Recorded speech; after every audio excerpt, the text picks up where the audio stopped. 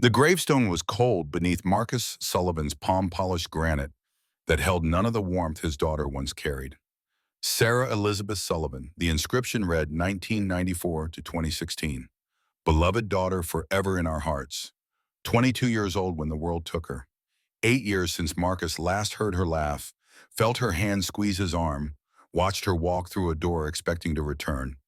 54 years old, and he measured his life in losses now. His wife gone 3 years to cancer, slow and merciless.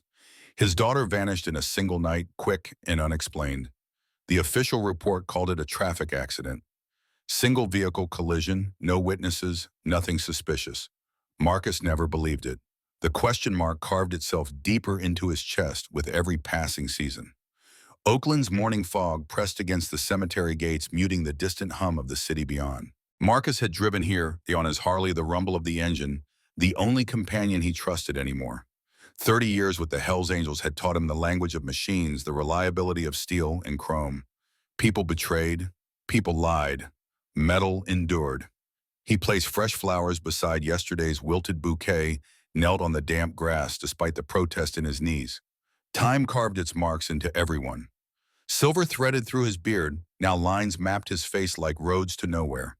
The leather vest hung heavier on his shoulders than it used to, patches and pins documenting decades he wasn't sure added up to anything meaningful. Con Gaioi, he whispered Vietnamese words his mother taught him, mixing with the English Sarah preferred.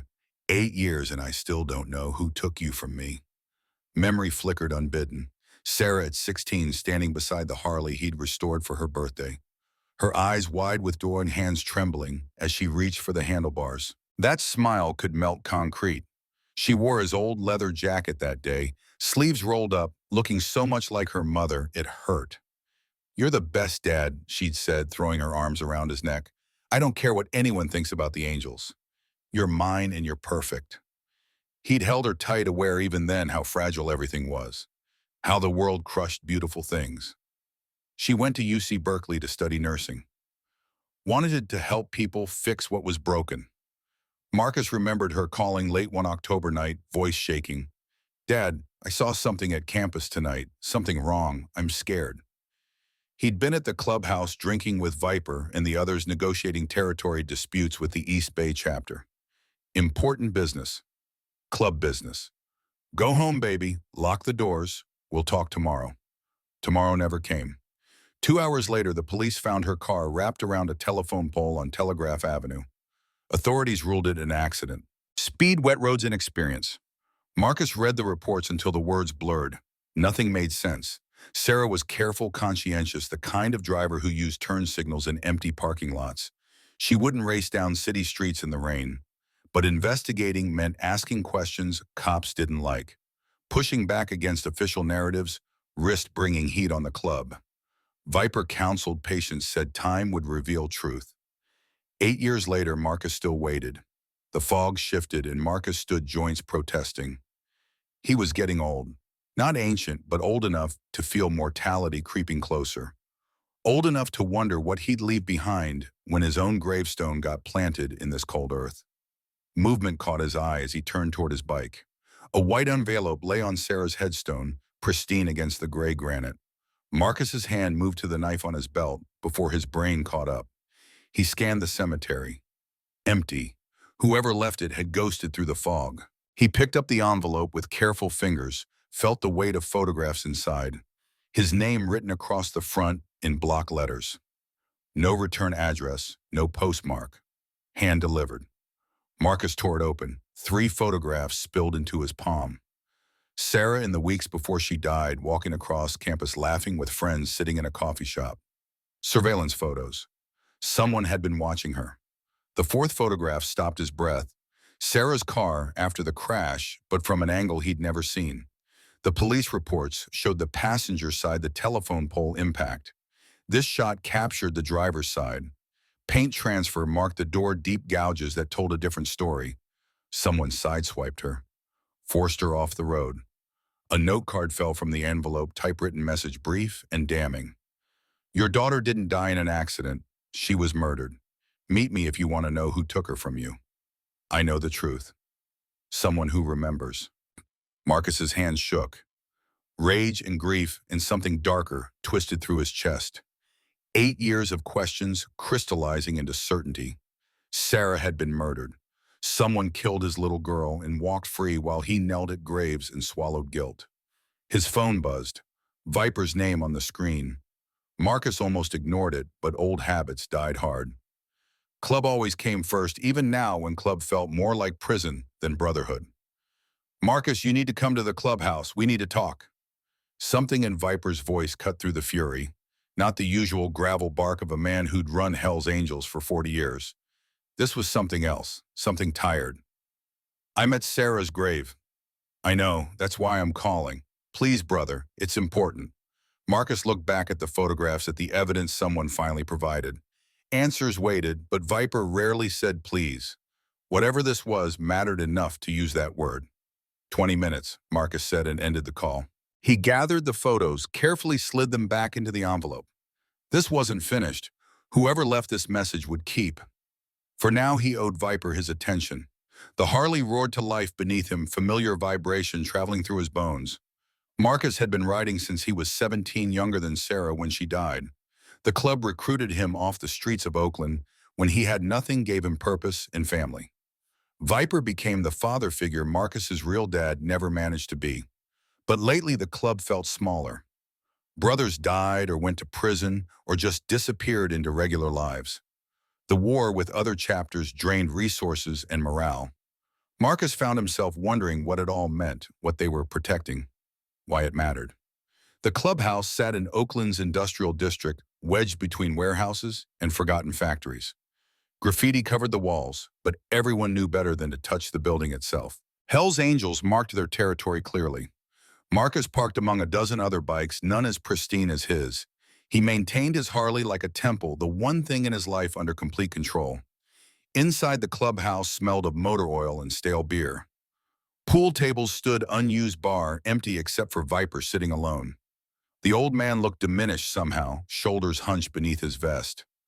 65 years old, and he'd been president since Marcus was a teenager. Immortal and immovable. Except now, he looked mortal. Fragile.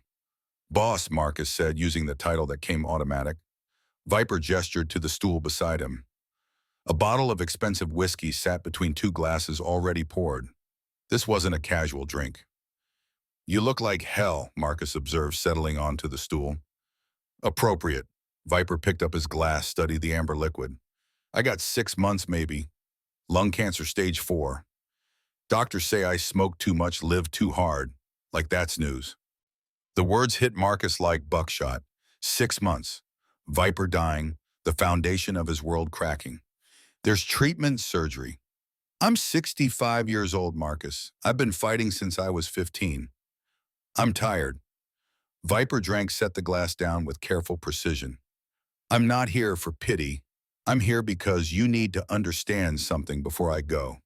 Marcus lifted his own glass, throat too tight to speak. The whiskey burned, going down, good pain. I've lived exactly how I wanted, rode where I wanted, fought who I wanted, built this club from nothing, made it matter. Viper's voice carried weight despite its weakness.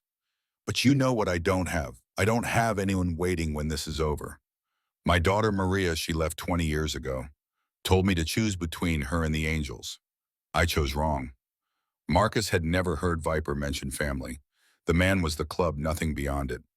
I haven't talked to Maria in 2 decades. Don't even know if she's alive, if I have grandkids, if any of it matters. I'm going to die alone in some hospital bed while strangers pump me full of morphine. Viper met Marcus's eyes, intensity burning despite the illness. Don't be me. I don't have anyone either. Sarah's gone. My wife's gone. Then find someone. Find something. You're 54, not 80. You've got time to make different choices. Viper poured more whiskey, hands steady through force of will. I'm telling you this because I love you like a son. Better than my actual kid because you stuck around. But that's the problem, isn't it? You stuck around because you had nowhere else to go. The truth in those words cut deep. Marcus joined the Angels because streets and poverty left few options. Stayed because leaving meant admitting failure, losing the only family he knew. Sarah understood that. She never judged, never demanded he change, just loved him unconditionally. God, he missed her. I found something today, Marcus said, pulling her out the envelope. At Sarah's grave, someone left evidence. She didn't die in an accident. He spread the photographs across the bar. Viper studied them with the focus that made him dangerous for 4 decades. His jaw tightened, eyes narrowing at the paint transfer on Sarah's car. She was run off the road, Viper said finally. Not a question. Someone murdered her, and someone else knows who. Viper was silent for a long moment, fingers drumming the bar. When he spoke, his voice carried a weight Marcus couldn't identify. Marcus, there's something I need to tell you. Something I've known for 5 years. Ice flooded Marcus's veins. What do you mean? After Sarah died, I did some digging. Called in favors, paid informants, pushed where you couldn't because you were too close. I found things. Viper pulled a folder from behind the bar, worn manila stuffed with papers. Your daughter witnessed something at UC Berkeley. A drug deal involving dirty cops. She was going to testify. Marcus couldn't breathe. The bar tilted sideways. Who? The word came out strangled. A lieutenant in Oakland PD named Frank Morgan. He's been running protection for a cartel using police resources to move product. Sarah saw him making an exchange with known dealers. She told a friend, word got back to Morgan. Week later, your daughter's dead.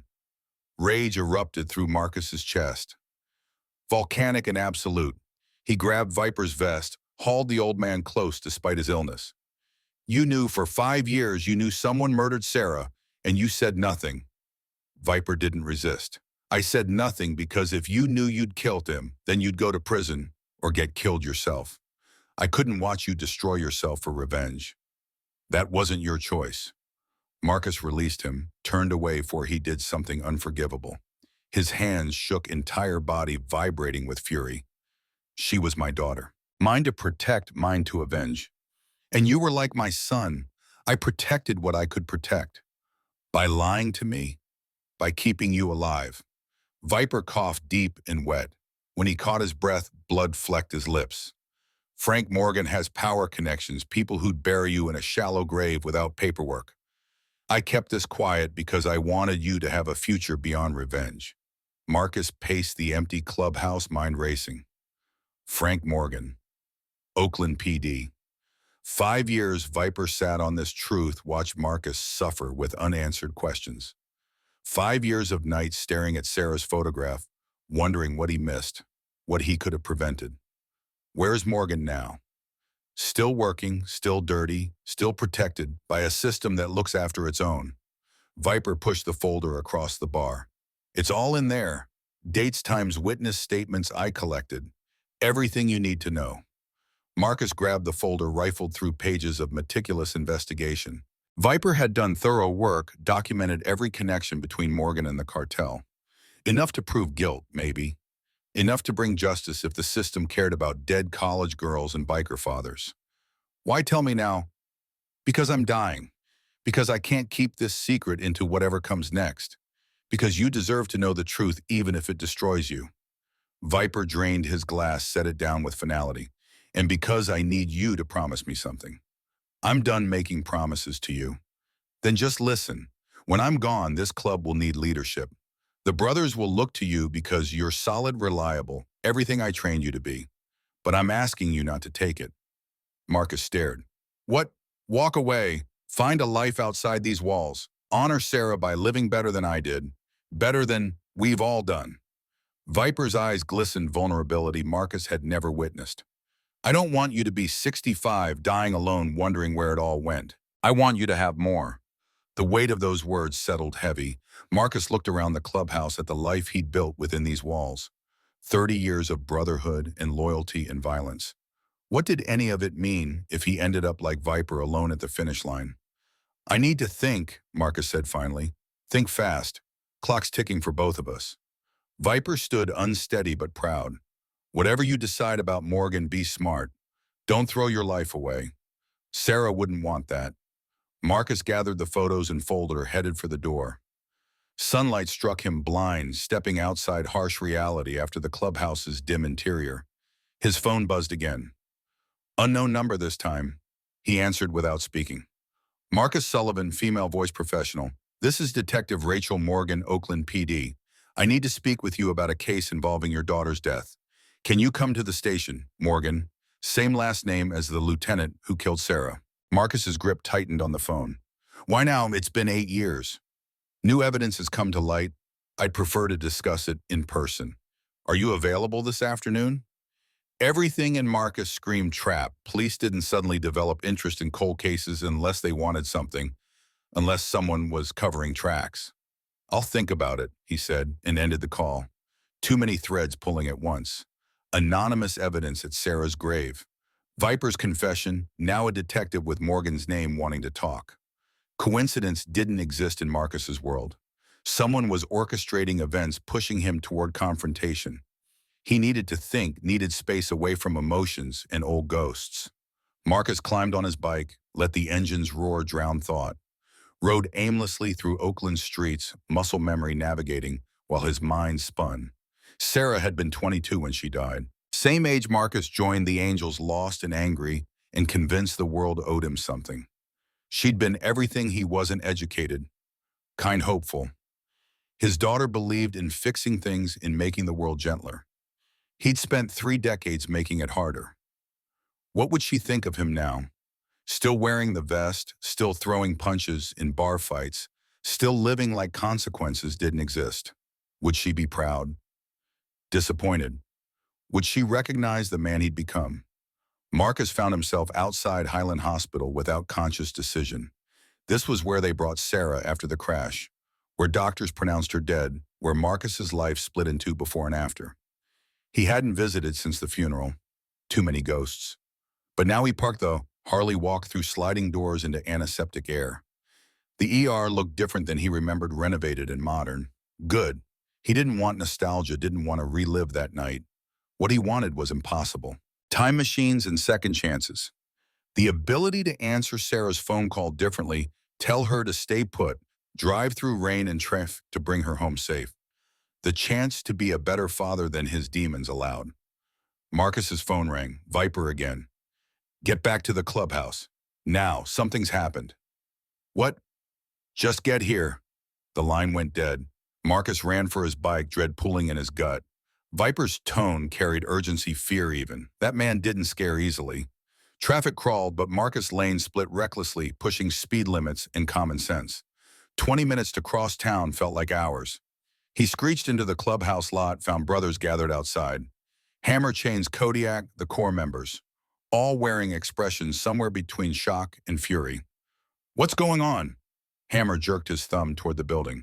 Cops. They're tearing the place apart with a warrant. Warrant for what? Drug trafficking. They're saying we've been moving cartel product for years. Frank Morgan's leading the raid. Marcus's blood turned to ice. Frank Morgan, the lieutenant who killed Sarah, who'd evaded justice for 8 years. Now he was here invading the clubhouse, manufacturing charges. This was retaliation. Someone warned Morgan that Marcus had evidence that Viper had been investigating. This was a preemptive strike. Marcus pushed through the gathered brothers, ignored protests and warnings. Inside the clubhouse was chaos. Cops in tactical gear overturned furniture, smashed walls, planted who knew what in dark corners. At the center stood a man in his 50s, silver-haired and barrel-chested lieutenant's badge gleaming on his belt. Frank Morgan wore authority-like armor.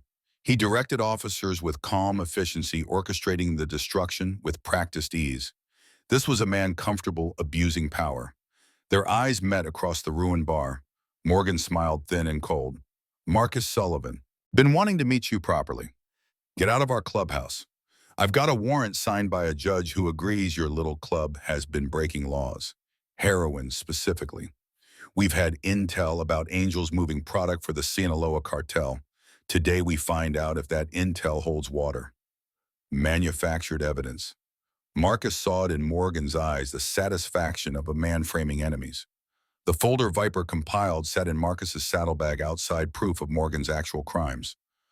But waving it around now would accomplish nothing except getting himself arrested. We don't deal drugs, Marcus said, voice level despite fury. That's what they all say. Then we find kilos hidden in clever places, and suddenly everyone's memory gets fuzzy. Morgan stepped closer, lowered his voice so only Marcus heard. I know Viper's been asking questions. I know someone's been digging into things better left buried. Consider this a warning. Keep digging. Bad things happen to good people. The threat was clear. Morgan knew about the investigation, knew Viper was dying, knew Marcus posed the only remaining threat to his operation. This raid was intimidation, a demonstration of power. But Marcus read something else in Morgan's eyes. Desperation. A man cornered made dangerous moves. If Morgan felt secure, he'd have ignored the angels entirely. Instead, he was here flexing muscle trying to scare them into silence, which meant he was vulnerable. "You finished?" Marcus asked. "With the clubhouse, for now. With you," Morgan's smile widened. "Brother, I'm just getting started." He gestured and officers began filing out carrying nothing. No arrests, no evidence recovered, just a message delivered. When the last cop left, silence pressed heavy. Brothers surveyed the damage, overturned tables, and shattered bottles. 30 years of history vandalized in an afternoon. Viper emerged from the back room, pale and shaking. He looked 10 years older than this morning. "Everyone okay?" he asked. Hammer spat. "Pigs trashed the place but didn't take anything. No charges, no arrests, just intimidation." "They're trying to scare us," Chains added. "Show we're not protected." Marcus met Viper's eyes, saw confirmation there. This was about Sarah, about investigations getting too close to truth. Morgan had demonstrated he could hurt the club whenever he wanted. "We need to talk," Marcus said quietly. "All of us." They gathered in the back room, the dozen core members who made decisions. Marcus laid out everything. The photographs at Sarah's grave, Viper's 5-year investigation, Morgan's threat just now. He pulled the folder from his saddlebag, spread evidence across the table. "Frank Morgan killed my daughter. He's been running drugs for the Sinaloa cartel using police resources. Viper's been documenting it for years. Today's raid was a warning to back off." Silence stretched. Brothers processed information, calculated angles. The angels weren't saints, but they had codes. Killing kids crossed lines, even outlaws respected. Hammer spoke first. "So we kill him. Simple. And start a war with Oakland PD," Chains countered. "We're 40 members against an entire police force." "We can't do nothing," Kodiak rumbled. "Marcus's daughter. Our brother's family." Arguments erupted, voices overlapping. Marcus let them debate, watched Viper sink deeper into his chair. The old man looked exhausted, illness and stress taking visible tolls. Finally, Viper raised a hand. Silence fell immediate. "This isn't club business," he said. "This is Marcus's business. We support our brother, but we don't make this decision for him." All eyes turned to Marcus. The weight of expectation, loyalty, brotherhood. They'd follow wherever he led, even into suicide runs against corrupt cops. But Viper's words from this morning echoed. "Don't throw your life away. Sarah wouldn't want that." "I need time to think," Marcus said. "Morgan's not going anywhere. Let me figure out the right move." It wasn't the answer they wanted, but they accepted it. Brothers began cleaning the clubhouse, restoring order. Marcus helped silently, mind churning through possibilities. His phone buzzed. The detective again. "Rachel Morgan." "Mr. Sullivan, I really need to speak with you. It's about Frank Morgan and your daughter's case." "Please, Hayes." Something in her voice penetrated his defenses. Urgency, yes, but also sincerity. Maybe even desperation. "Who are you to Frank Morgan?" Pause. "He's my brother-in-law, my husband's brother, but that's not why I'm calling. Please, I have information you need to hear." Brother-in-law, family. Either this was an elaborate trap or Rachel Morgan was taking serious risks reaching out. Either way, Marcus needed to know. "Where do you want to meet?" "Not the station, somewhere public. Rusty Anchor Bar, 7 tonight." "I'll be there." Marcus ended the call, aware he might be walking into ambush. But standing still while Frank Morgan walked free felt impossible. Sarah deserved better than inaction. The afternoon crawled past. Marcus helped restore the clubhouse, accepted silent support from brothers. Viper pulled him aside before he left. "Whatever happens, don't do this alone. You've got family here. Family that almost got raided because of me. Family that stands together no matter what." Viper gripped Marcus's shoulder. "I'm proud of you. I'm sorry I kept secrets. I'm sorry for a lot of things, but I'm proud." Marcus nodded, throat too tight for words. He left before emotion overwhelmed him. The rusty anchor sat on Oakland's waterfront dive bar frequented by longshoremen and sailors. Neutral territory public enough to feel safe. Marcus arrived early, positioned himself at the bar with clear views of entrances. Old habits from decades of watching his back. Rachel Morgan walked in at 7 exactly. Marcus recognized her immediately despite never meeting. She carried herself like her brother-in-law, that cop posture of controlled alertness. Mid-40s, dark hair pulled back, exhaustion carved into her features. She spotted Marcus and approached directly. "Mr. Sullivan, Marcus." Rachel, she sat beside him, ordered whiskey neat. "Thank you for coming. I wasn't sure you would. You said you have information about my daughter." "I do, but first I need you to understand I'm taking a huge risk being here. Frank Morgan is dirty. He's been running drugs for years using his position to protect cartel operations. I've been investigating quietly for months trying to gather evidence." Marcus pulled out his folder.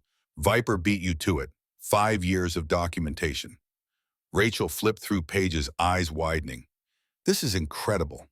Witness statements, financial records, everything. Why hasn't this been used?" "Because Viper worried I'd get killed trying to use it. Frank Morgan has power protection. Going after him legally felt impossible. It is impossible through official channels. He's got connections all the way up the chain. That's why I'm talking to you off the record." Rachel drank her whiskey, hands trembling slightly. "Your daughter wasn't the only victim. My husband Tom was Frank's partner 5 years ago. Tom discovered Frank's operation, confronted him. 2 weeks later, Tom died during a raid. Official story says cartel ambush. I think Frank set it up. The pieces aligned, Frank Morgan eliminating anyone who threatened his operation. Sarah Tom Morgan, probably others buried in paperwork and misdirection. You're investigating your brother-in-law for murdering your husband." "Yes, and I have a teenage son who Frank pretends to care about. Calls himself Uncle Frank, takes Jake to baseball games, plays the good guy. But I know what he is. I know he killed my husband, and I can't prove it." Rachel's voice cracked. "When I saw Sarah's case had similarities, I started digging. Found connections. Your daughter witnessed Frank making a deal with the cartel. She was going to testify. Frank couldn't allow that." Marcus felt something shift in his chest. Rage, yes, but also recognition. This woman understood his pain, shared his loss. They'd both been destroyed by the same man. "What do you want from me?" "Help, evidence, cooperation. I can't take Frank down alone, but together maybe we have a chance. I've got police resources, you've got Viper's investigation. Combined, we might be able to build a case that sticks. Or we both end up dead like our families." "Probably." Rachel met his eyes without flinching. "But I'd rather die fighting than spend another day pretending Uncle Frank is anything except a murderer." Marcus respected that, respected the steel in her spine, the willingness to risk everything for justice. Most people talked tough, then folded when consequences appeared. Rachel Morgan looked ready to burn it all down. "Why should I trust you? You're a cop. And you're a Hell's Angel. Neither of us is innocent, but we both loved people Frank Morgan killed. That's enough common ground for me." She had a point. Marcus had made alliances on thinner foundations. "What's your plan?" "I don't have one yet. I was hoping we could figure it out together." Before Marcus could respond, his phone exploded with alerts. Texts from Hammer Chains Kodiak. All variations of the same message. "Get to the warehouse district. Emergency." "I have to go," Marcus said, standing. "What's wrong?" "Club business. I'll call you." He ran for his Harley engine, roaring to life. The warehouse district was 20 minutes south abandoned industrial zone where the Angels sometimes conducted business away from prying eyes. Brothers wouldn't call emergency lightly. Marcus pushed his bike hard, weaving through traffic. His phone rang. Hammer's voice came through, panicked. "Marcus, you need to hurry. It's a cop. She's hurt bad." Ice flooded his veins. "What cop?" "I don't know, some detective. She's been beaten, shot, bleeding out. We found her in the alley behind the old Freya warehouse. She's asking for you." Marcus's mind raced. Detective. It couldn't be coincidence. Rachel Morgan said she was investigating Frank. Had he discovered their meeting, retaliated this fast? "I'm 5 minutes out. Call an ambulance." "Marcus, she's a cop. If we..." Call an ambulance. He ended the call, pushed the Harley faster. Red lights became suggestions. Speed limits meaningless. If Rachel Morgan was dying because she met with him, because she tried to bring justice for Sarah and Tom, Marcus would burn Oakland to the ground. He screeched into the warehouse district, found brothers gathered in shadow. They parted as he approached, revealing a figure slumped against brick wall. Not Rachel, a different woman, younger, maybe late 40s. Badge on her belt, gun holster empty. Blood matted her hair, soaked through her shirt. She looked up as Marcus approached, eyes struggling to focus. Marcus Sullivan, her voice barely audible. I'm here. Who are you, Don? Detective Claire Hayes. I was investigating Frank Morgan. He found out. Sent men to kill me. Marcus knelt beside her, applied pressure to the worst wounds. Where was that ambulance? Why were you investigating Frank? Because, she coughed, blood flecking her lips. Because Rachel Morgan asked me to. Said she was meeting you tonight. Asked me to gather more evidence while you talked. Frank must have been watching. He knew. No, God, no. If Frank was watching, if he knew about the meeting, then Rachel walked into the same trap. Marcus grabbed his phone, called Rachel's number. Straight to voicemail. He tried again. Nothing. Where's Rachel? He demanded. I don't know. We split up. I came here to check the warehouse, see if Frank stored evidence. They were waiting. 3 men masked, police-issue weapons. Oh God, they said Rachel was next. Marcus stood, fury and fear warring in his chest. Rachel Morgan was in danger because he agreed to meet her because she tried to help him find justice. Another person destroyed by proximity to his grief. He couldn't let her die. Wouldn't survive another death on his conscience. Hammer, stay with Ayer until ambulance arrives. Everyone else were hunting. Marcus swung onto his bike. Frank Morgan just declared war. Time to answer. He tore off into the night, mind racing through possibilities. Frank wouldn't kill Rachel at the station, too public. Not her home, same problem.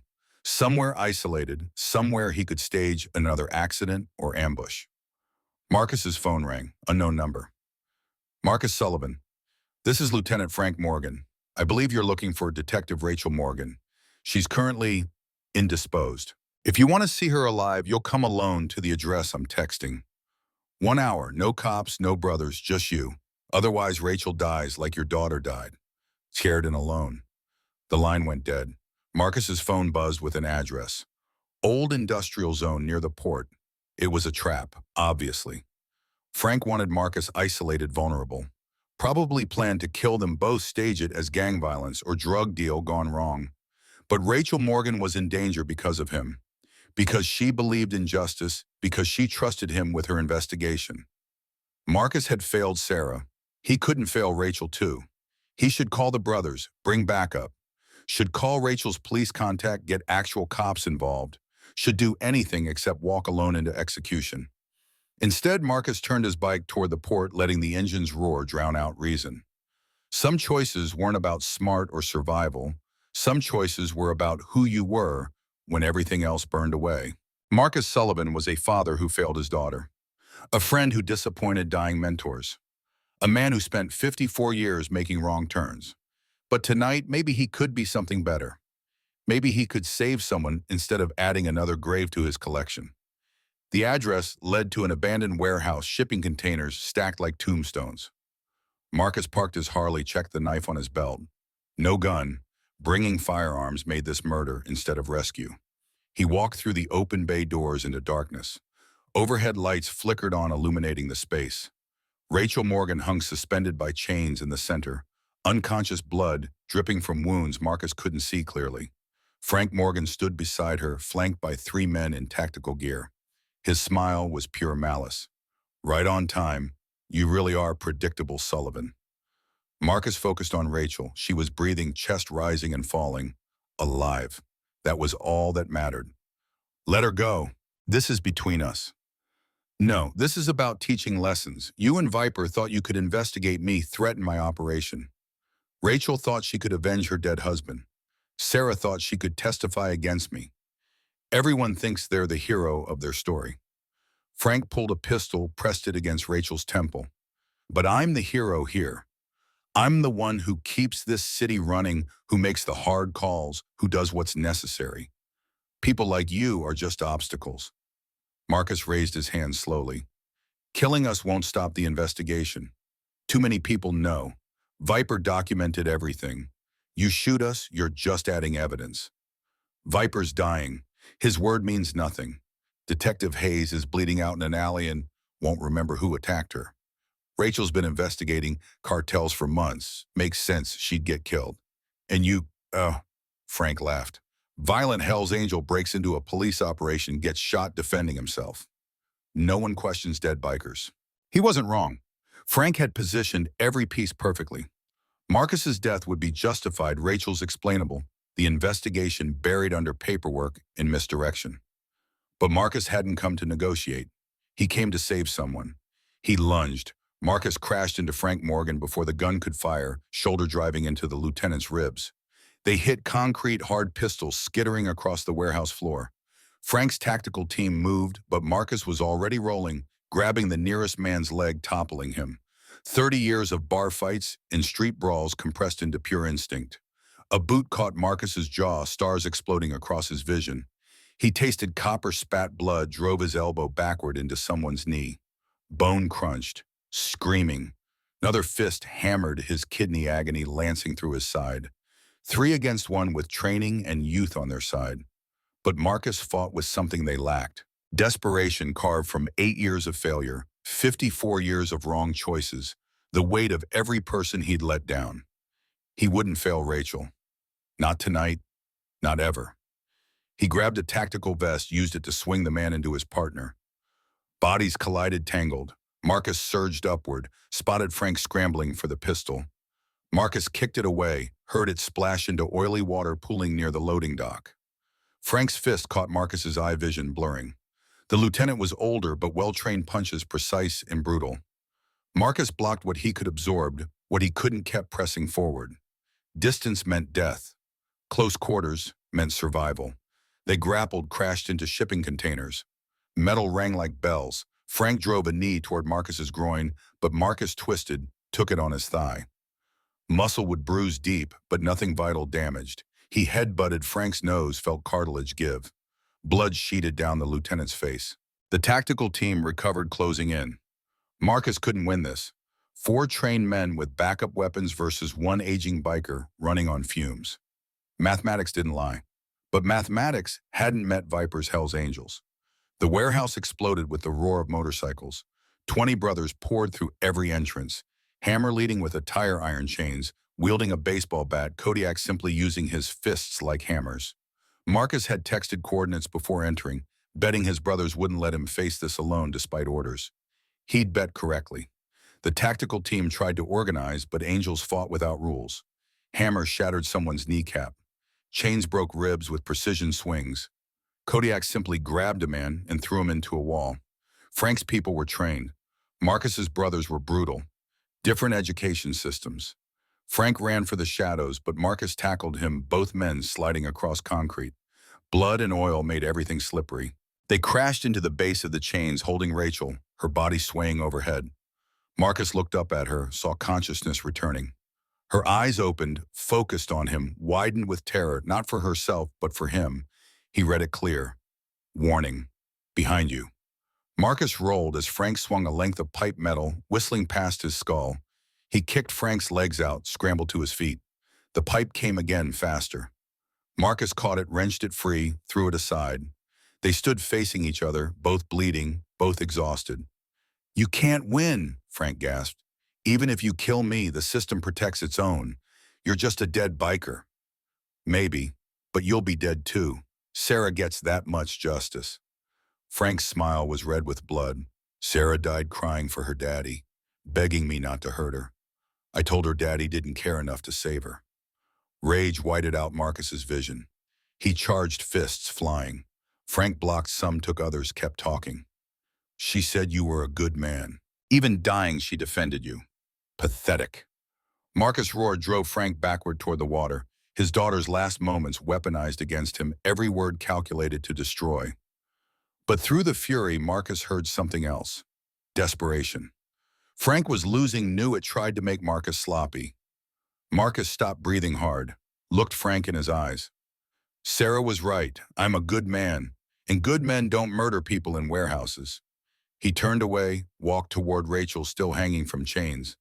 The gunshot cracked loud in the warehouse's echo. Marcus felt impact, looked down at his shoulder, saw blood blooming through his vest.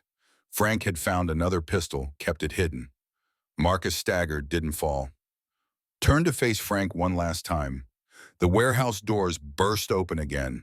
Oakland PD flooded in, Captain Williams in the lead, weapons drawn. Rachel must have triggered some backup alert before capture. Cavalry arriving fashionably late. Frank froze, gun still raised. Cops surrounded him, orders shouted. He could shoot Marcus, die in the crossfire. Or surrender, face trial, trust the system he claimed protected him. Frank lowered the gun. Marcus's knees buckled. Hammer caught him before concrete did, eased him down. The bullet wound throbbed, shoulder going numb. Not fatal if treated soon, just another scar for the collection. Get Rachel down, Marcus managed. She's hurt. Brothers moved, lowering chains carefully. Rachel collapsed into their arms, alive, damaged but breathing. Paramedics rushed in professional chaos. Someone pressed gauze against Marcus's shoulder. Voices asked questions he couldn't process. He watched Frank Morgan get handcuffed, rights read, led away in shame. 8 years of waiting, minutes of violence. Justice looked smaller than expected. Emptier. Sarah was still dead. Tom Morgan still dead. Detective Hayes might die. Victory tasted like ashes. Rachel appeared at Marcus's side, limping, face swelling from Frank's beating. She knelt beside him, took his uninjured hand. You saved me. You saved yourself. Called backup. After you came alone like an idiot. Tears cut through the blood on her face. Thank you for being stupid enough to try. Marcus laughed, regretted it immediately as pain flared. Stupidity's a specialty. Paramedics loaded him onto a stretcher, started an IV. Rachel rode in the ambulance, refusing to leave. Marcus drifted, morphine dulling edges. He remembered Viper's words about dying alone, surrounded by strangers. This was different. Rachel held his hand. Brothers waited at the hospital. Maybe not family by blood, but family by choice. Maybe that counted for something. Highland Hospital, again full circle. They wheeled Marcus into surgery, removed the bullet-stitched damage. Simple procedure, the surgeon said afterward. Lucky the round missed anything vital. Marcus would heal, probably full function restored. Just rest time, physical therapy. He woke in recovery, pain muted by medication. Viper sat beside the bed, looking ancient and exhausted. The old man said nothing, just gripped Marcus's uninjured shoulder. Understanding passed without words. Viper had warned against revenge, predicted this outcome. But he'd also sent the brothers when Marcus needed them.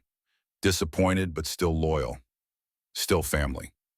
Frank's in custody, Viper said finally, charged with attempted murder, assault, corruption.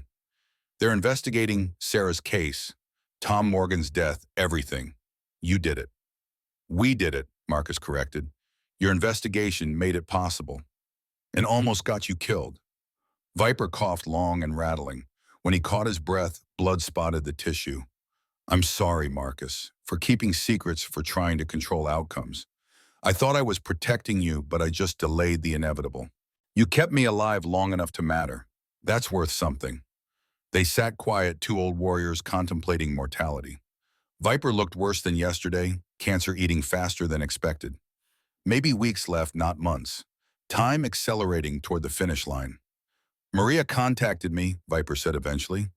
My daughter. She saw news reports about Frank's arrest, your name mentioned. Tracked me down through the club. We're meeting next week. Marcus felt something warm penetrate the medication haze. That's good. That's really good. 20 years I wasted being angry she chose normal life over the angels. 20 years I could have known her, been part of her world. Now I get a few weeks maybe before I'm gone. Viper's eyes glistened. Don't waste time like I did, Marcus.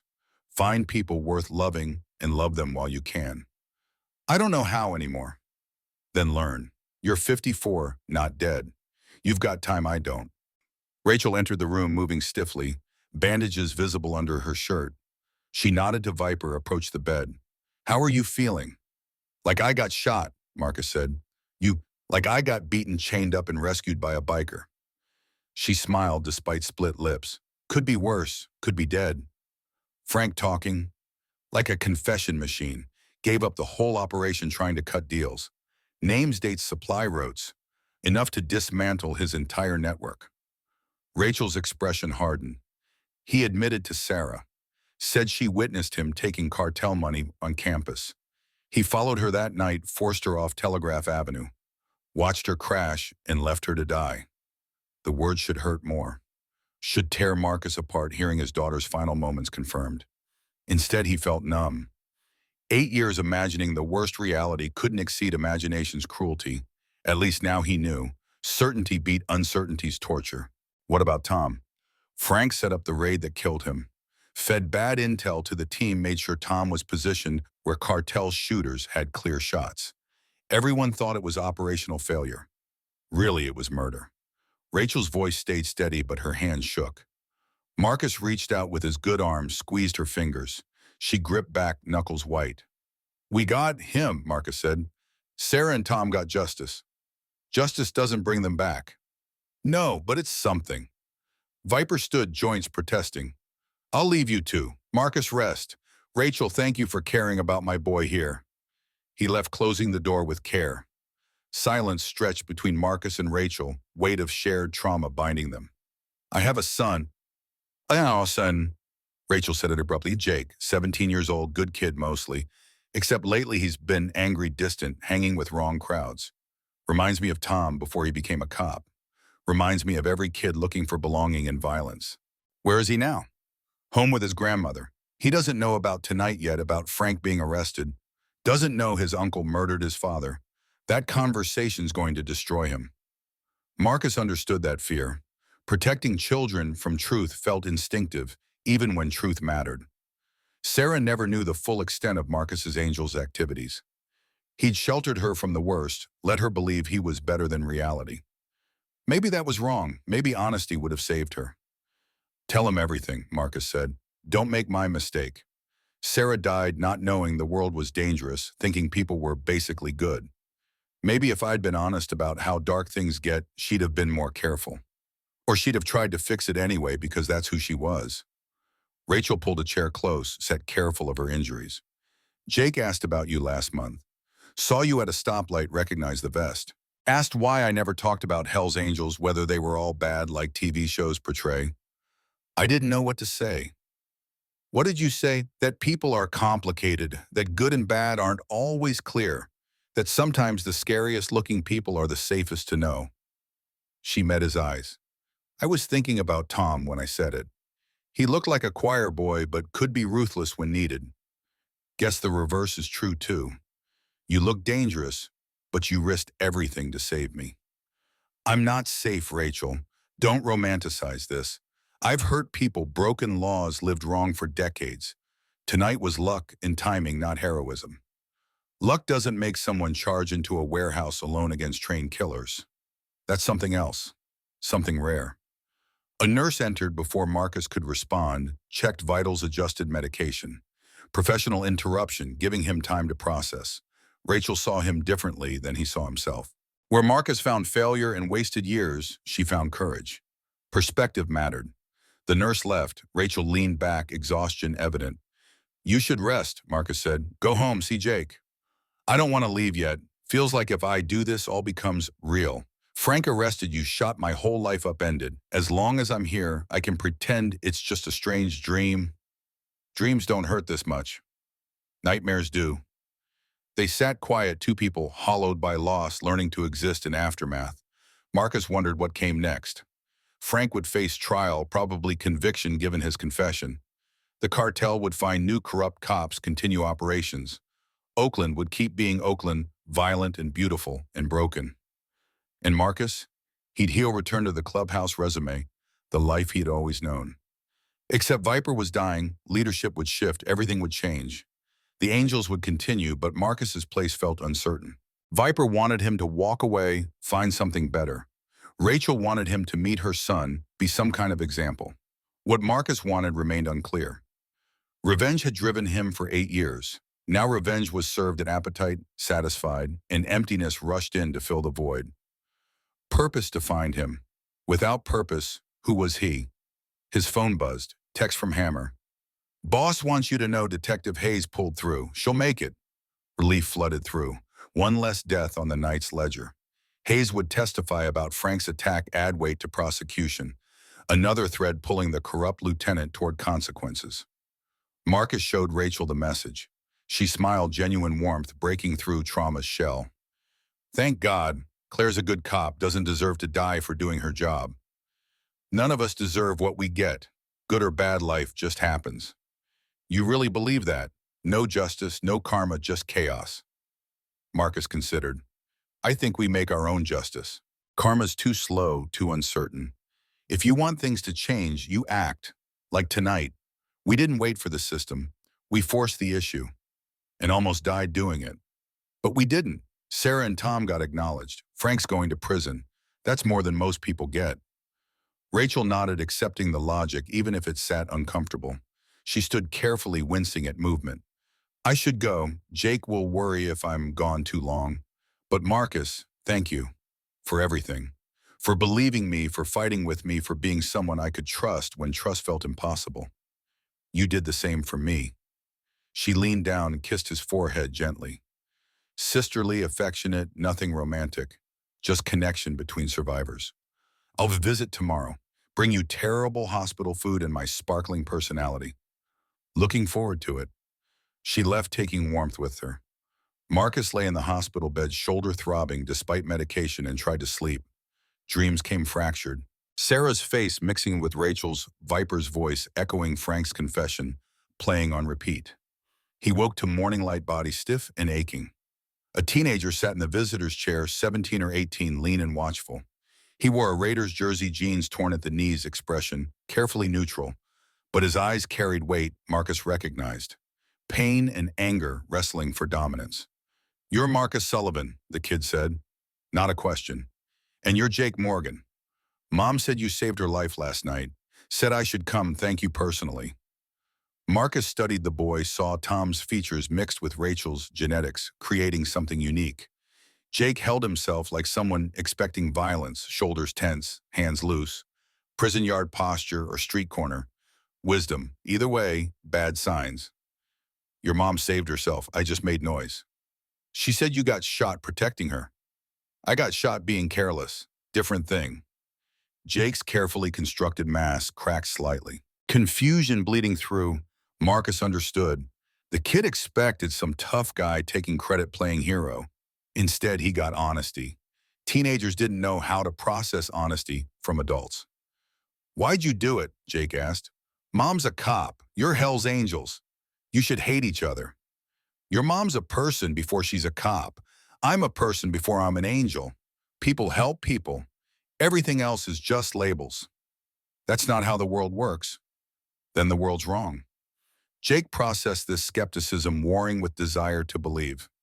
Marcus remembered that age 17 and certain everything was broken beyond repair. Sarah felt that way, sometimes came home from campus angry about injustice, inequality, suffering.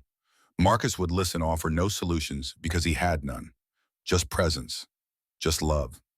Mom said you had a daughter who died. Sarah. The name hit like a fist.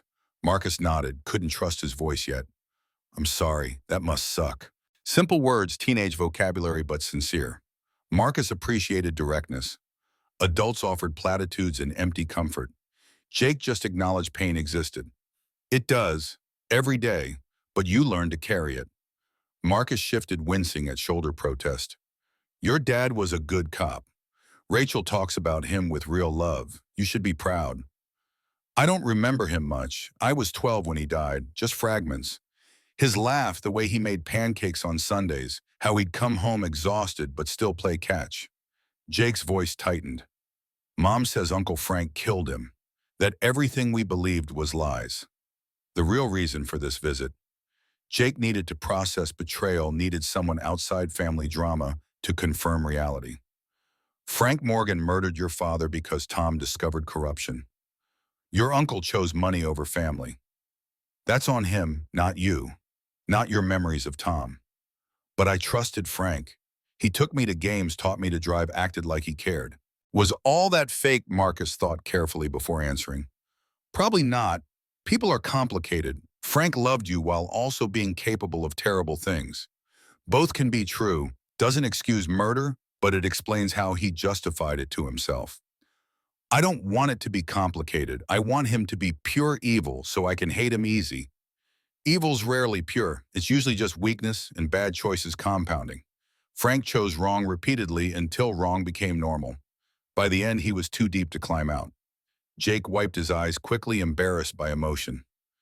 Marcus pretended not to notice, gave the kid dignity. Mom wants me to see a therapist, talk about feelings and trauma and whatever. But talking doesn't fix dead fathers. No, but it helps you carry the weight better. I never talked after Sarah died, just bottled everything, let it fester. Took 8 years and getting shot before I started dealing with it. Don't be like me, be smarter. You seem pretty smart for a biker. Marcus laughed, regretted it immediately as pain flared. I'm smart enough to know how much I don't know. That's something. Jake stood awkward, teenager energy needing movement. Mom said you helped kids before, that you're good with people my age even though you look scary. I don't know about good, I understand, different thing. Mom suggested maybe we could talk sometimes, like if I had questions or needed advice about stuff. She said you might not want to because you just got shot and have your own problems. But she thought I should ask. The request caught Marcus off guard, and Rachel wanted him involved in Jake's life, trusted him despite everything. And Jake, guarded and hurting, came here asking for connection. Marcus thought about Viper's dying wish. Find people worth loving. Thought about Sarah's death, leaving a daughter-sized hole he'd never filled. Thought about all the wrong choices and wasted years and moments he couldn't reclaim. Yeah, Marcus said, we can talk. Anytime you need. I'm probably a terrible role model, but I'll be honest, that's all I've got. Jake's face transformed relief in something like hope breaking through. Thanks, yeah, thanks. He left quickly, teenage embarrassment at vulnerability.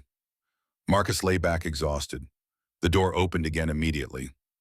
Viper entered, looking grayer than yesterday.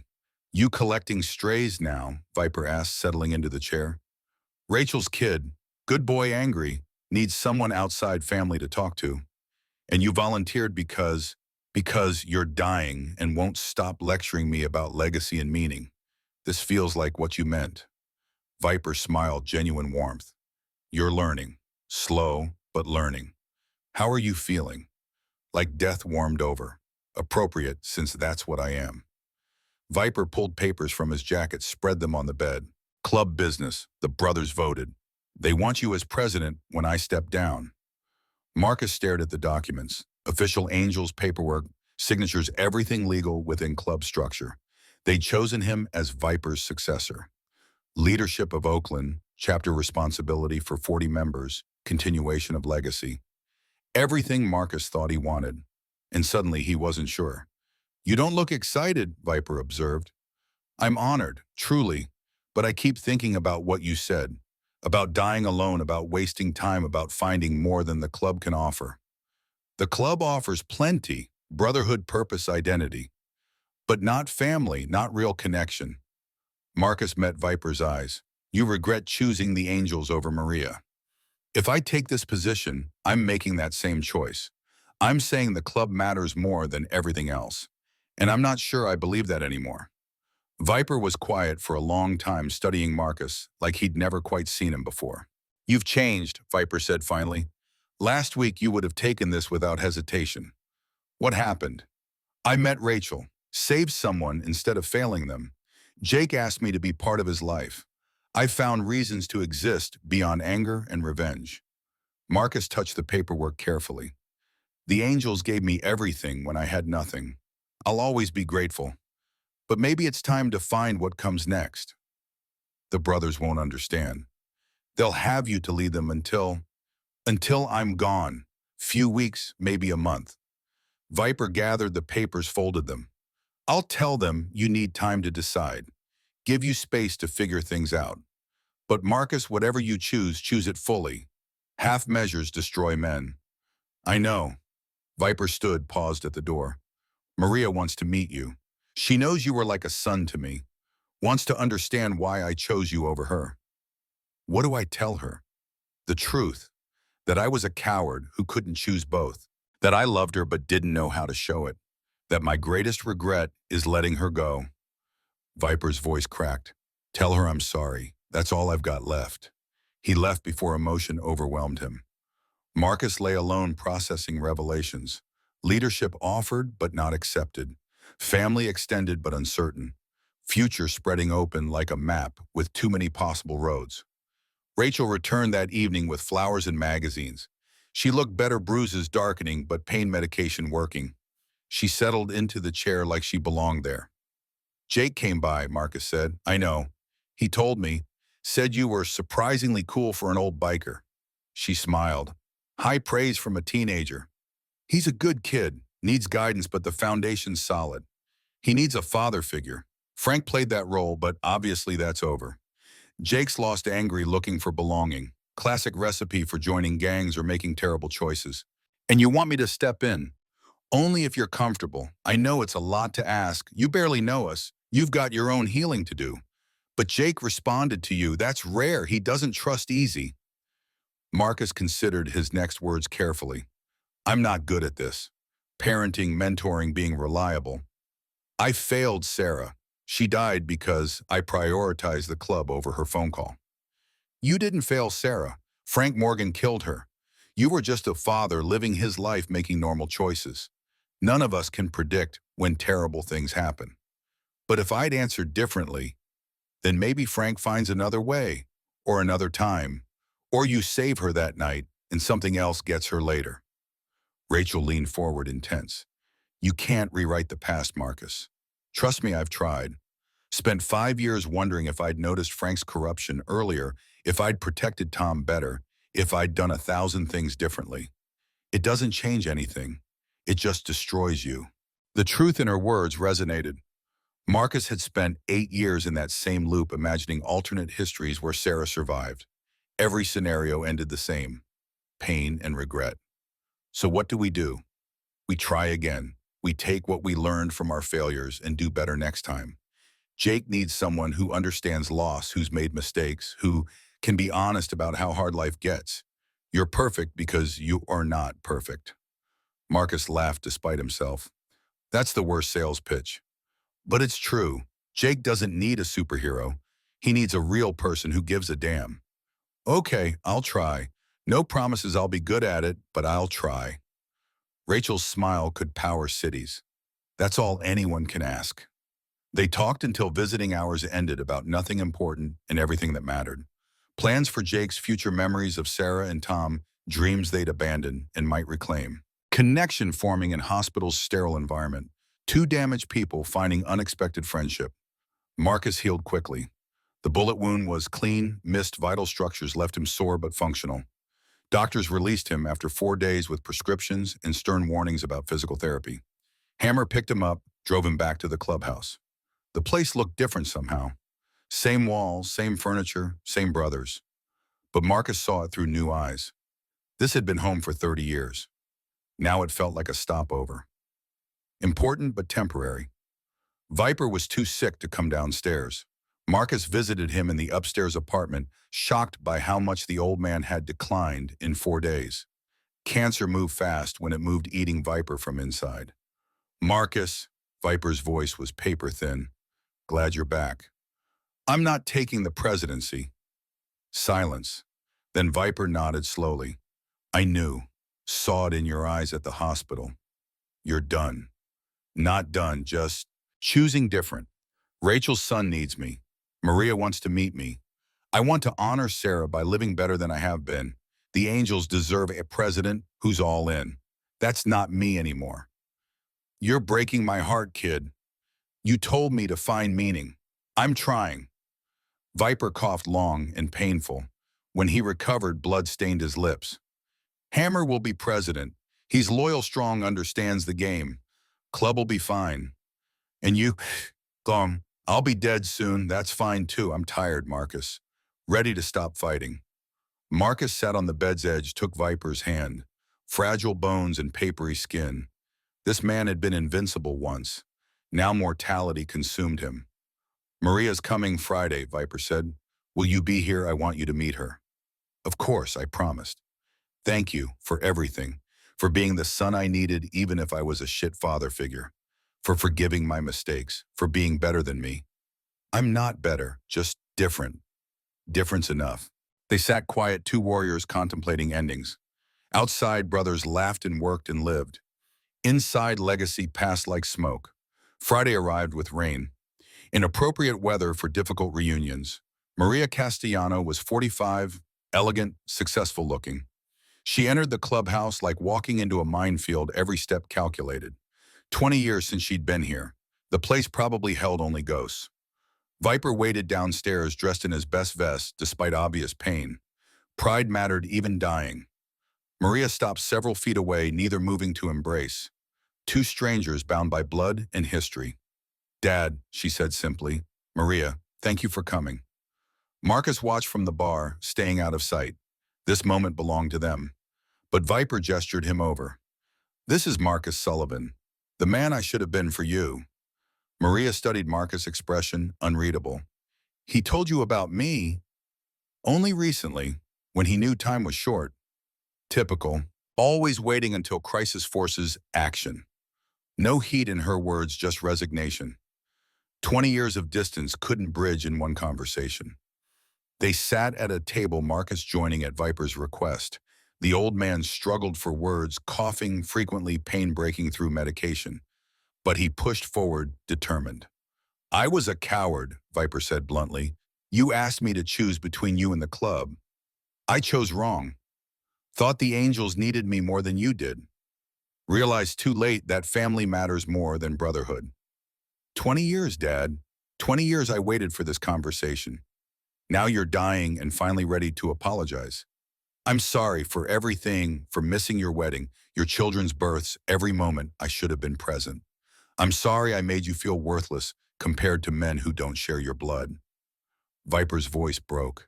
I'm sorry I was a terrible father. Maria's composure cracked. Tears fell despite obvious effort to contain them.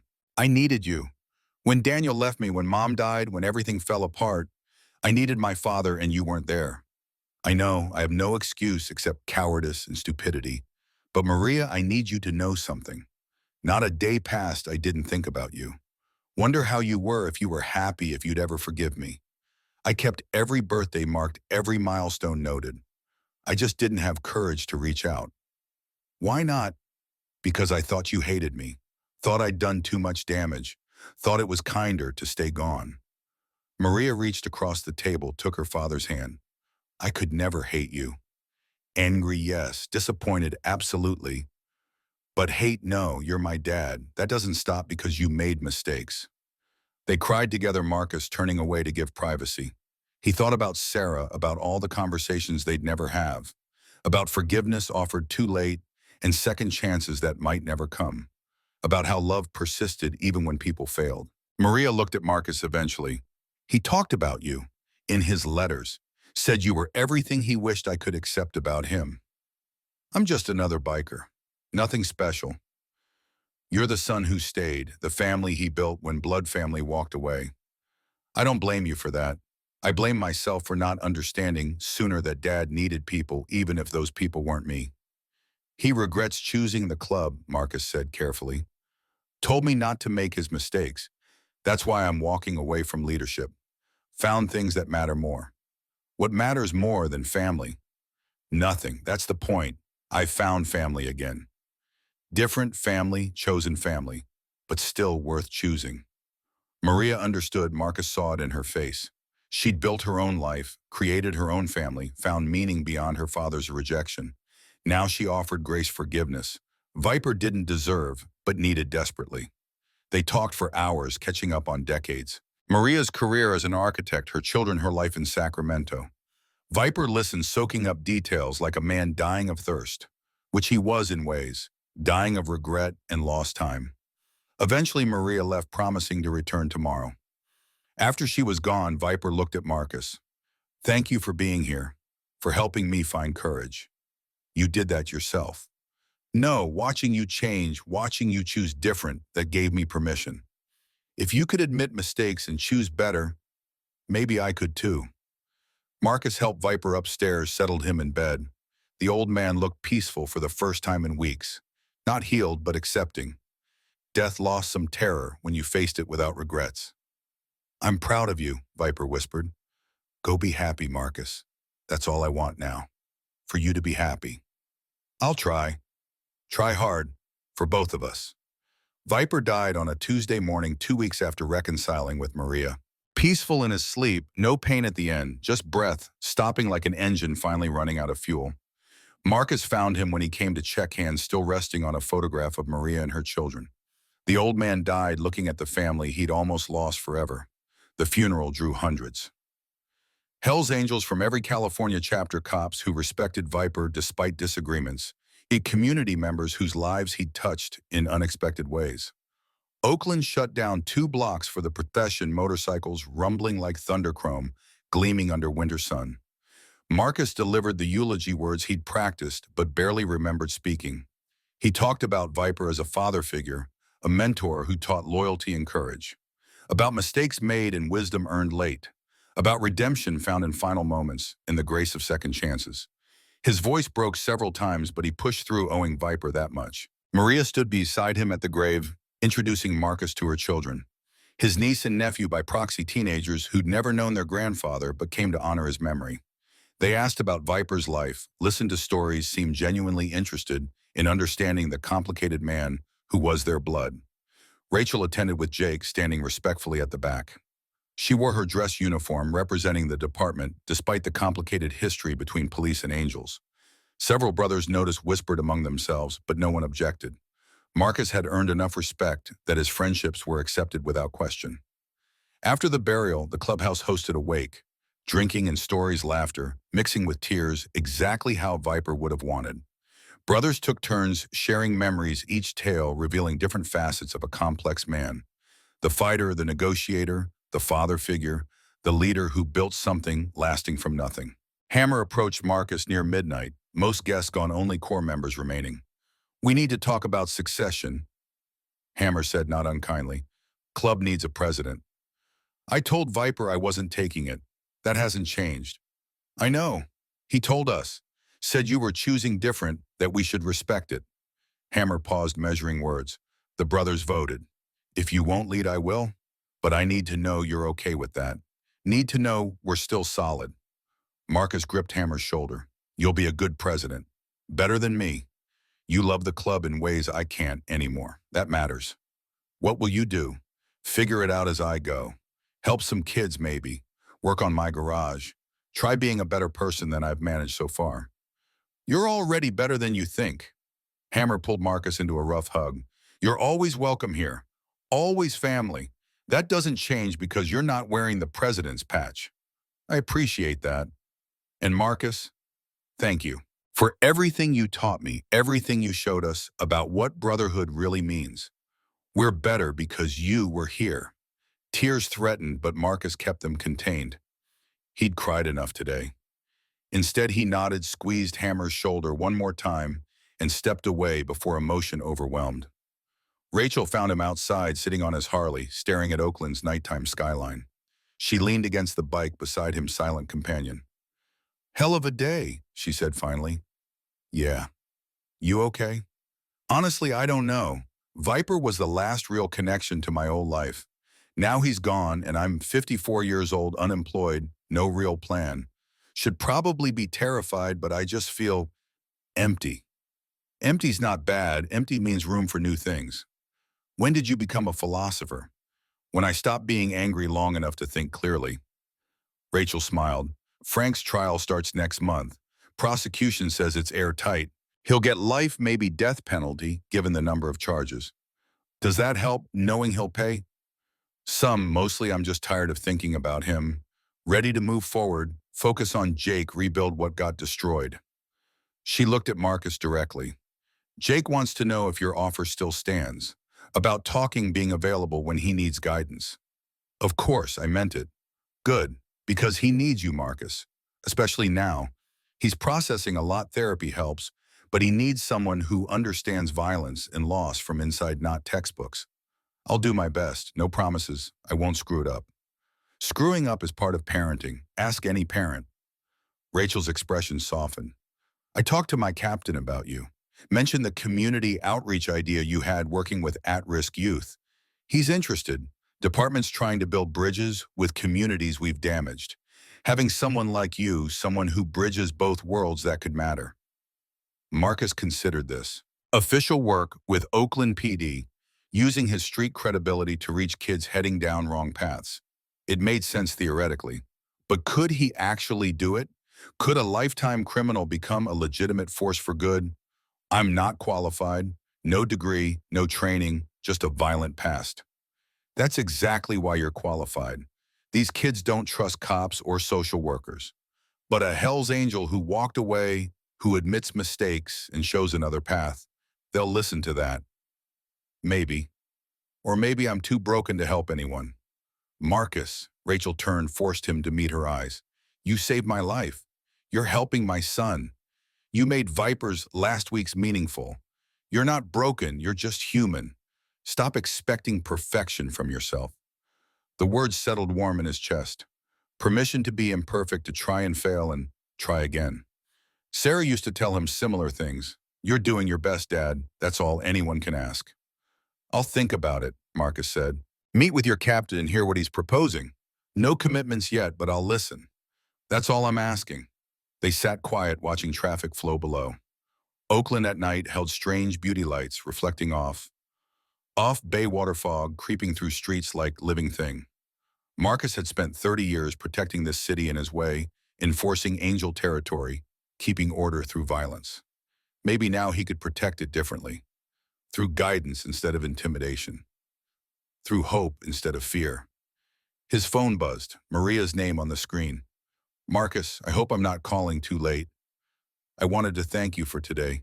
The eulogy was beautiful. Dad would have been proud. Just told the truth.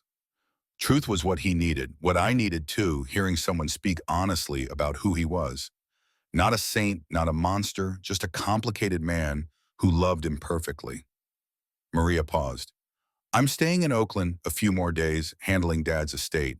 Would you have time to meet? I'd like to get to know you better.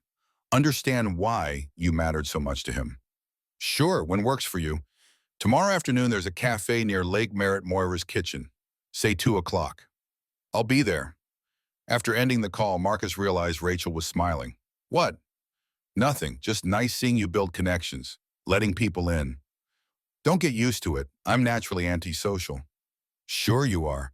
That's why you just agreed to meet your surrogate sister and work with at-risk youth and mentor my son. Super antisocial. Marcus laughed despite himself. Shut up. Make me. She punched his arm, lightly grinning. Come on, buy me coffee. I want to hear embarrassing Viper stories you didn't share at the funeral. They rode to an all-night diner, sat in a corner booth, and talked until sunrise. Stories about Viper's pranks, his unexpected kindness, the time he rescued a stray dog and built it a custom doghouse. Rachel shared memories of Tom, the good parts she sometimes forgot dwelling on his death. Marcus spoke about Sarah's childhood ballet recitals and science fairs, and the time she tried to save every injured bird in Oakland. Grief became something manageable between them. Not erased, but shared, lightened by companionship. The sun rose over the bay, and Marcus felt something he hadn't experienced in years. Peace, not happiness exactly, but the absence of constant pain. Room to breathe without guilt crushing his chest. Thank you, he said as they prepared to leave. For what? For seeing me as more than a biker, for trusting me with Jake, for being a friend when I didn't deserve one. You deserve more than you think, Marcus. When will you believe that? Working on it. He dropped Rachel at her car, rode home to his small apartment above the garage. Showered, slept 4 hours, woke to afternoon sun. Dressed carefully for meeting Maria, choosing a button-down shirt instead of the usual band t-shirt. Small gesture toward respectability. Moira's kitchen was everything Oakland cafes aspired to be. Local art on walls, organic menu, customers typing on laptops or reading physical books. Marcus felt conspicuous, walking in leather vest and tattoos, announcing his otherness. But Maria waved from a corner table, smiling. Welcome. You came. Thank you. Wouldn't miss it. Marcus sat, accepted coffee from a passing waiter. How are you holding up? Better than expected. Sad, obviously, but also relieved. Dad suffered those last weeks. At least now he's at peace. Maria sipped her tea, studying Marcus over the rim. You were with him more than anyone at the end. What was he like?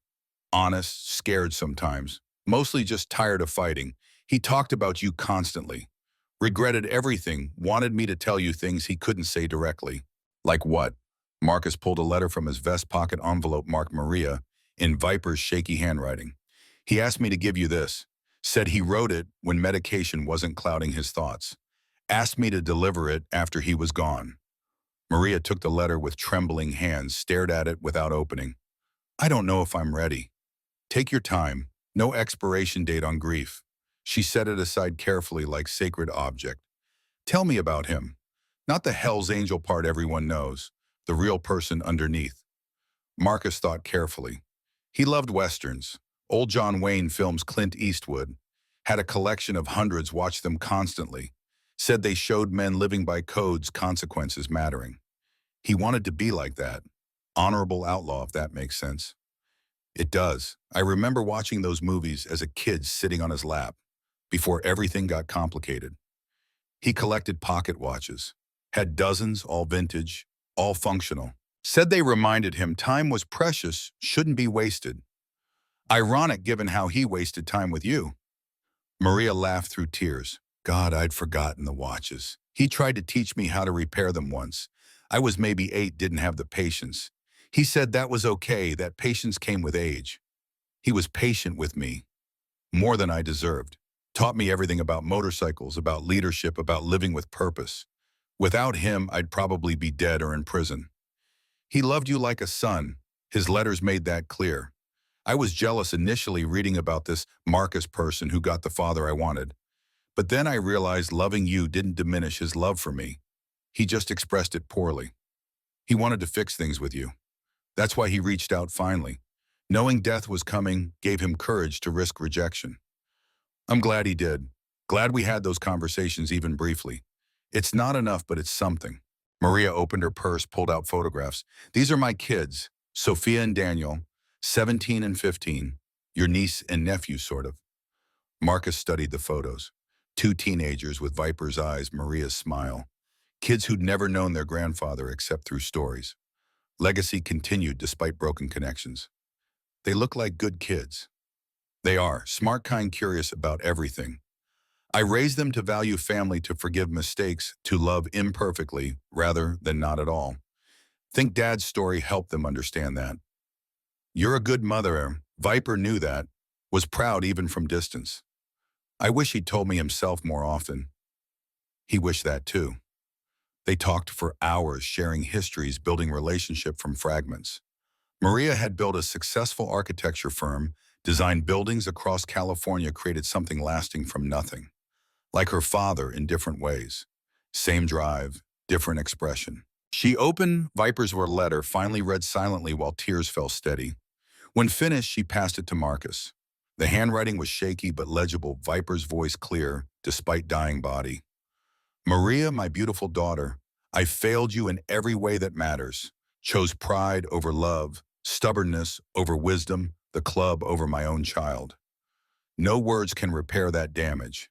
But I need you to know I loved you every single day.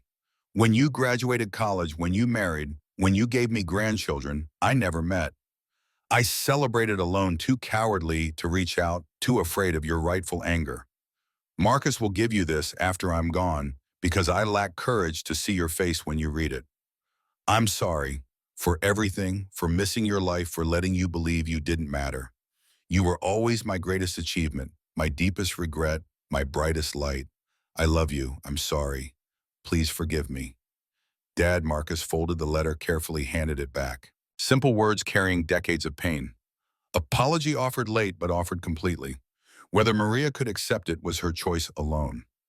He meant it, Marcus said quietly. Every word. Viper didn't do emotions well, but when he did, he was completely honest. I know, I feel it. Maria wiped her eyes, composing herself. Marcus, I want you in my life, as family, not just Dad's friend. My kids should know their uncle. You should know them. We're all that's left of Dad's legacy. We should honor that. The offer surprised Marcus. He'd expected polite distance acknowledgement of shared connection, but nothing deeper. Instead, Maria offered genuine relationship. Family by choice, not just circumstance.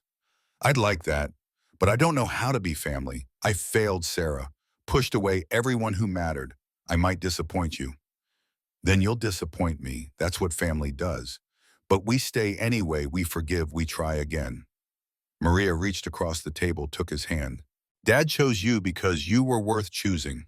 I trust his judgment in that. Let me know you, Marcus. Let me be your sister. Something broke open in Marcus's chest. Permission to belong, to be imperfect, to build family from ruins. He squeezed Maria's hand, couldn't speak past the tightness in his throat. Okay, he managed finally. Yeah, family. They made plans before parting. Dinner with Maria's kids next week, phone calls between slow building of relationship that might last. Marcus left the cafe feeling lighter than in years. Viper's death had gifted him something unexpected. A sister, niece, and nephew expanded family when he'd assumed his family died with Sarah. His phone rang, Jake's name flashing. Marcus, sorry to bother you. Mom said you're probably busy with Viper stuff, but I was wondering if maybe we could talk. Not about anything specific, just talk. Sure, kid, I'm free now, actually. Want to grab food? Yeah, that'd be good. There's this burger place near my school. Jack's, you know it. I'll find it. 30 minutes. Perfect. Thanks, Marcus. Really. Marcus rode toward Oakland's Hills, found Jack's without trouble. Classic burger joint, vinyl booths, and jukebox playing oldies. Jake waited in a corner booth wearing his school's basketball hoodie backpack beside him. He looked younger than 17 suddenly. Just a kid needing guidance. Marcus slid into the booth, ordered coffee. Jake picked at fries, not meeting his eyes. What's on your mind? Marcus asked gently. Everything? Nothing? I don't know. Jake exhaled hard. Uncle Frank's trial starts soon. Prosecution wants me to testify about how he manipulated me, making him look worse to the jury. Mom says I don't have to, but I feel like I should. Except I don't want to. Except I do. I'm confused. What does your therapist say? That it's my choice, that whatever I decide is valid. But that doesn't help. I need someone to just tell me what to do. Marcus understood that desperation. Wanting someone else to make impossible decisions, remove responsibility. But that wasn't growth. That was avoidance. I can't tell you what to do. Only you know what's right for you, but I can tell you what I'd consider. Marcus waited for Jake's attention. Testifying is hard. You'll have to relive trauma, face Frank, get cross-examined by defense lawyers trying to make you look unreliable. It'll hurt, but it might also help. Give you agency, let you contribute to justice, turn pain into purpose. Or it might just be more pain. Yeah, it might. That's the risk.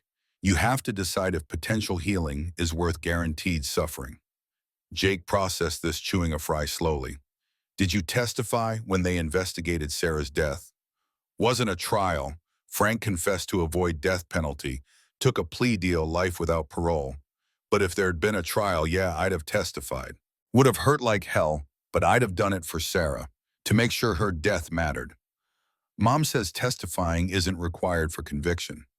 They have enough evidence without me. Probably true. So this isn't about Frank. This is about you. Do you need to face him? Tell your truth publicly, or is private healing enough? Jake met Marcus's eyes finally. I want him to hear me, to know he didn't break me, that I'm stronger than his manipulation. Is that stupid? No, that's brave. That's taking power back. Will you come if I testify? Just be there into the courtroom, so I'm not alone. Marcus's chest tightened. This kid trusting him, needing him, choosing him a safe person. The responsibility terrified him, but Rachel's words echoed. You're not broken, just human. Of course. I'll be there, front row if they let me. You won't be alone. Relief flooded Jake's face. Thank you. Mom will be there too, but she's so angry at Frank, so hurt. I need someone who's not emotionally destroyed, you know? Someone solid. I'm not always solid. Solid enough. That's all that matters. They ate, conversations shifting to easier topics. School basketball, a girl Jake liked but hadn't asked out yet. Normal teenage concerns beneath the trauma. Marcus offered what advice he could, mostly just listened.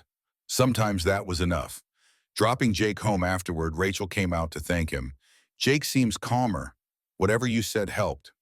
Just listened mostly. Kid's got good instincts, just needs confidence. You're good at this, the mentoring thing. Rachel leaned against his bike. Captain Harris wants to meet you next week. Discuss the community outreach position. You interested? Yeah, I think so. Viper wanted me to find purpose. Maybe this is it. Maybe. Or maybe it's just next step. Either way, I'm glad you're trying. Marcus rode home as sunset painted Oakland orange and gold. The apartment felt less empty than usual.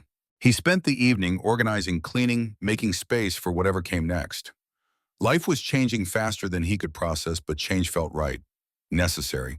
His phone buzzed. Text from Maria. Thank you for today. The kids want to meet you soon.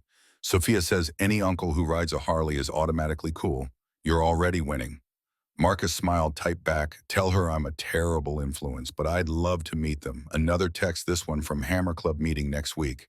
Officially making me president. Want you there, still family, always family. Marcus confirmed attendance. Walking away from leadership didn't mean abandoning brotherhood. Just redefining what brotherhood meant. Sleep came easier that night. Dreams were gentle, for once memories of Sarah that didn't hurt, visions of futures that might exist. Marcus woke at dawn feeling something unfamiliar. Hope, small and fragile but real. The week passed quickly. Meeting with Captain Harris went better than expected.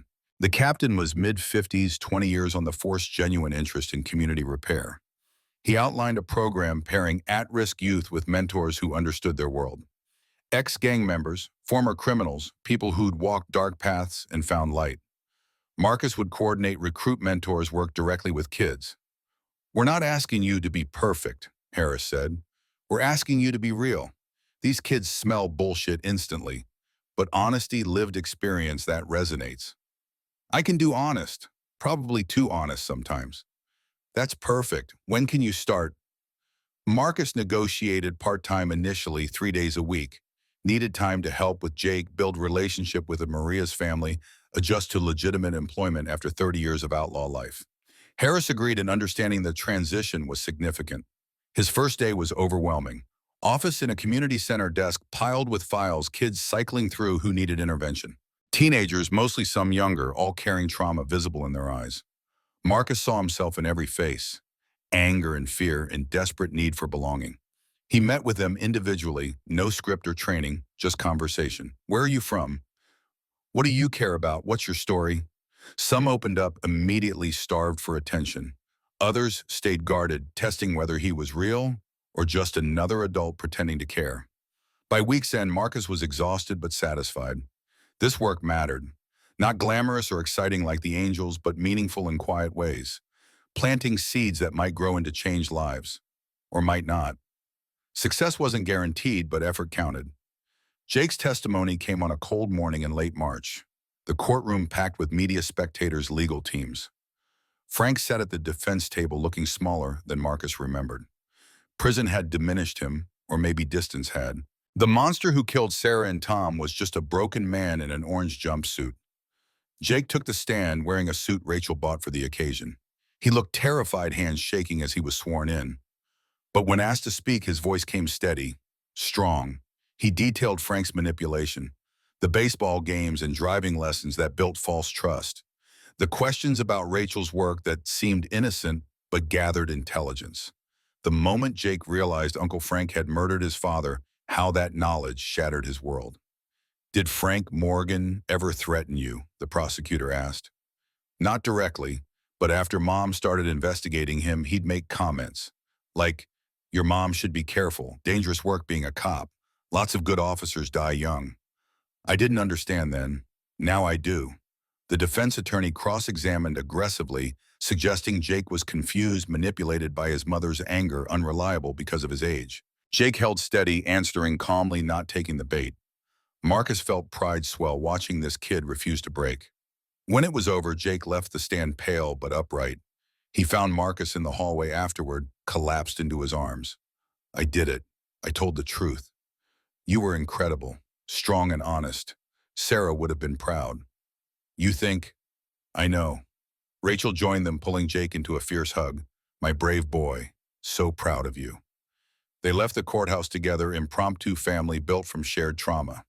Stopped for lunch at Jake's favorite Mexican place, celebrated his courage with tacos and laughter. Normal life asserting itself despite everything, healing happening in small moments. The trial concluded 2 weeks later. Frank Morgan convicted on all counts. Murder, corruption, attempted murder, conspiracy. The judge sentenced him to life without parole plus 60 years. Symbolic overkill but satisfying. Frank would die in prison, forgotten by everyone except his victims.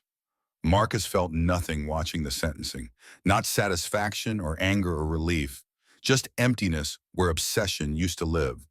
8 years chasing this moment, and now it was here, anticlimactic. Justice served, but nobody resurrected. Sarah stayed dead. Tom stayed dead. Life continued forward, changed but not redeemed. Outside the courthouse afterward, Rachel took his hand. We did it. We got him.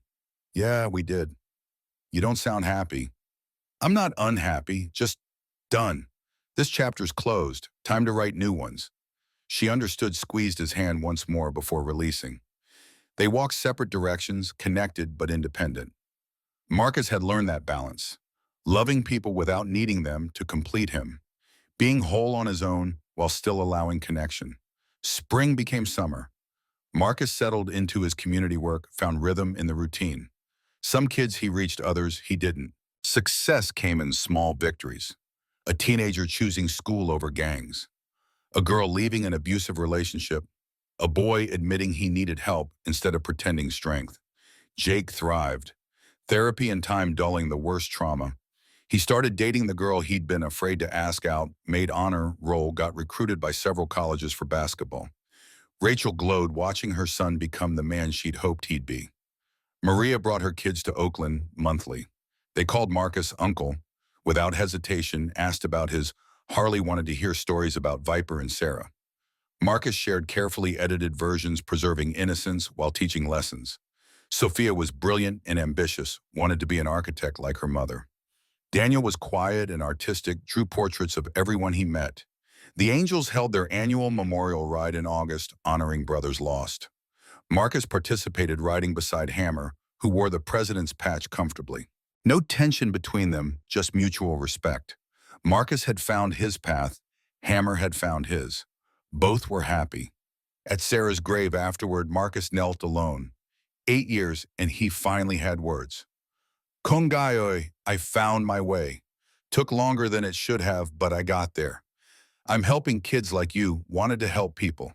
Got a family again, chosen family but real. Jake reminds me of you sometimes. That kindness, that belief people are worth saving. I'm trying to be the father you deserved just for someone else's kid. Hope that's okay. Wind rustled through the cemetery trees, birds sang somewhere distant. Marcus imagined Sarah approving, smiling that brilliant smile. She'd forgive him eventually. Maybe she already had.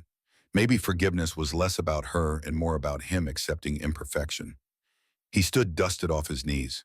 55 years old, scarred and weathered, but still standing. Still trying. Still believing tomorrow might be better than yesterday. His phone buzzed. Jake texting mom's making dinner. You coming? She's attempting lasagna again. Could be disaster or miracle. Either way, entertaining. Marcus smiled, typed back, on my way. Tell her I'm bringing wine. And backup pizza just in case. He climbed on his Harley engine, roaring to life. The sun was setting over Oakland, painting the bay copper and crimson. Marcus rode toward Rachel's house, toward family and laughter and the life he'd built from wreckage. Not the life he'd planned. Better maybe. Real, definitely. Behind him, Sarah's grave stood peaceful in gathering darkness. Ahead, people waited who loved him despite his failures. Between past and future, Marcus existed in the present. Flawed, healing, trying. That was enough. That was everything. The city lights flickered on one by one, and Marcus rode toward them, toward home, toward whatever came next. The road stretched endless, but he wasn't afraid anymore. He'd faced his demons, buried his ghosts, found redemption in unexpected places. Life continued, imperfect and beautiful, exactly as it should be.